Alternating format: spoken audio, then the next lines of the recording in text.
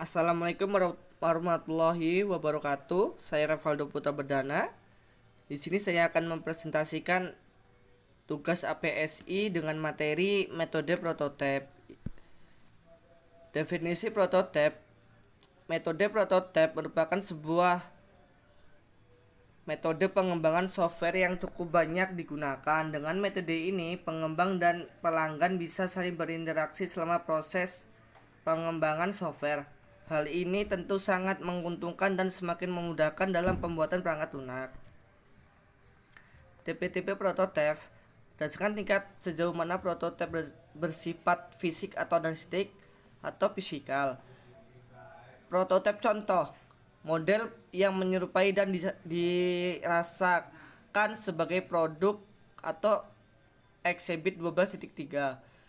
Analytical prototypes mempresentasikan produk dalam non-tangible, biasanya dalam bentuk simulasi komputer, model matematik, atau tampilan visual exhibit 12.4.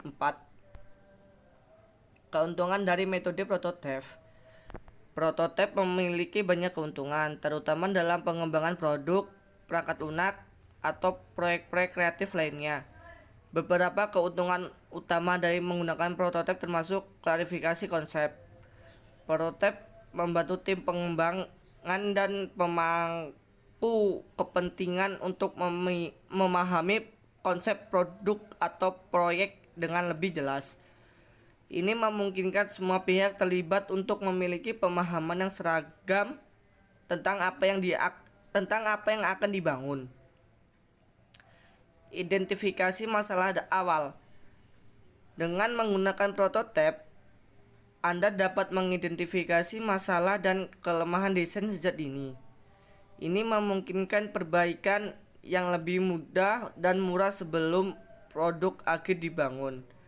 Komunikasi yang lebih baik. Prototipe memungkinkan tim pengembangan untuk berkomunikasi dengan pemangku kepentingan dengan lebih efektif. Ini memungkinkan pemangku kepentingan untuk melihat dan merasakan produk atau proyek dalam tahapan awal, yang dapat membantu dalam pengembalian keputusan, penghematan waktu dan uang. Mengidentifikasi masalah dan kelemahan melalui prototipe dapat menghemat waktu dan uang dalam jangka panjang. Anda dapat menghindari perubahan yang mahal setelah produk akhir selesai. Kekurangan pembuatan metode prototipe. Metode ini dapat meningkatkan kompleksitas. Rencana Anda mungkin mulai melampaui rencana awal Anda. Selain itu, fokus pada prototipe terbatas dapat mengalihkan pengembang dari analisis lengkap proyek dengan benar. Namun, itulah mengapa ada tahapan penyempurnaan. Klien terus-menerus menambah requirement dari sistem. Pengen dibuatkan yang seperti itulah, sehingga menambahkan kompleksitas pembuatan sistem. Sistem akan terhambat jika komunikasi kedua belah pihak tidak berjalan secara efektif. Tahapan dalam metode prototipe. Tahap pertama, requirement gathering and analysis atau analisis kebutuhan. Tahapan model prototipe dimulai dari analisis kebutuhan.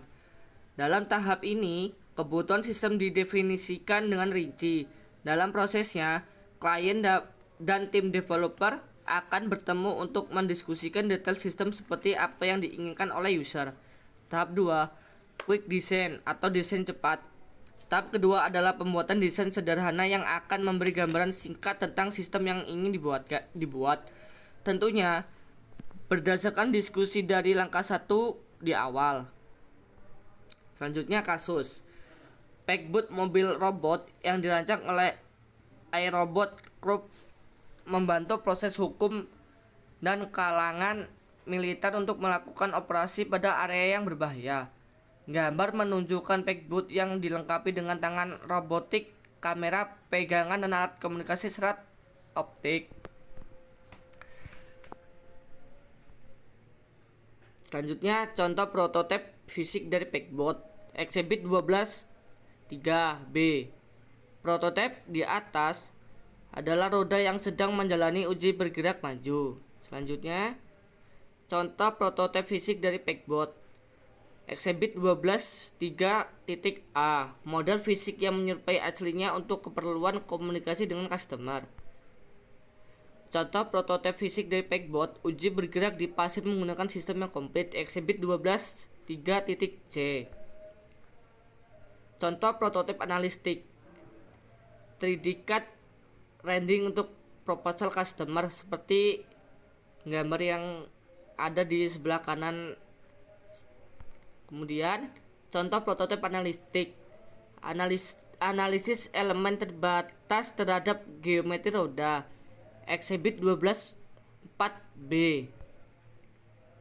Contoh prototipe analistik model simulasi dinamis atau Exhibit 12 4C. Tipe-tipe prototipe 2. Berdasarkan sejauh mana model bersifat menyeluruh atau terfokus, comprehensive model menggambarkan hampir semua atribut produk. Contoh A. Prototipe. B. Prototipe fokus. Prototipe hanya mengimplementasikan satu atau sedikit atribut produk. Contoh papan sirkuit elektronik. Fokus prototipe dapat berbentuk fisik atau analistik. Tapi komprehensif prototipe hanya berbentuk fisik. Prototipe kadang-kadang merupakan kombinasi antara elemen analistik dan fisik. Dua dimensi prototipe atau Exhibit 12.5. Kegunaan prototipe 1, proses belajar atau learning, tentang bagaimana cara kerja suatu produk dan bagaimana produk tersebut sesuai dengan kebutuhan customer. Contoh, prototipe roda dari Pegboard berbentuk fokus fisikal. Prototipe yang digunakan untuk menguji shock absorption dan kekuatan roda atau Exhibit 12/6. Alat komunikasi prototipe khususnya yang bersifat fisik dan memperkaya komunikasi dengan top manajemen, pemasok, rekan, anggota tim yang lain, pelanggan dan sumber-sumber finansial. Pada kasus Pegboard digunakan look and feel prototype sebagai alat komunikasi atau Exhibit 12/3A. Kegunaan prototipe 2, integrasi. Prototipe dapat digunakan untuk meyakinkan bahwa berbagai komponen dan subsistem yang menyusun produk dapat dioperasikan bersama-sama seperti yang diharapkan. Alat integrasi yang paling efektif adalah comprehensive physical prototype yang bisa berbentuk A. Prototype, B. Prototypes atau prototype praproduksi atau Exhibit 12/7. Sebagai milestone proses pengembangan produk, pada tahap akhir mengembangkan, prototipe digunakan untuk mendemonstrasikan bahwa produk telah mencapai level fungsional yang diinginkan. Milestone prototypes memperlihatkan capaian sasaran yang dapat dilihat, mendemonstrasikan kemajuan dan membantu proses penjadwalan. A. Prototypes dan prototypes dari Pegboard. Exhibit 12/7 alpha atau left dan beta right prototype of the Pegboard seperti contoh gambar yang di atas. Prinsip-prinsip prototypes. Analytical prototypes lebih fleksibel daripada physical prototypes. Physical prototypes diperlukan untuk mendeteksi fenomena yang belum atau tidak diantisipasi sebelumnya. Prototipe bisa mengurangi risiko terjadinya proses pengulangan yang akan menghabiskan biaya atau Exhibit 12/9. Prototipe bisa mengurangi tahapan dan mempercepat proses pengembangan produk. Exhibit 12/11. Prototipe bisa merestruktur strukturisasi kembali atau mengurangi ketergantungan satu tugas atau tahapan dengan tugas atau tahapan lain Exhibit 12/12. Sekian presentasi dari saya. Bila ada salah kata, saya mohon maaf. Saya akhiri wabillahi taufik walhidayah. Wassalamualaikum warahmatullahi wabarakatuh.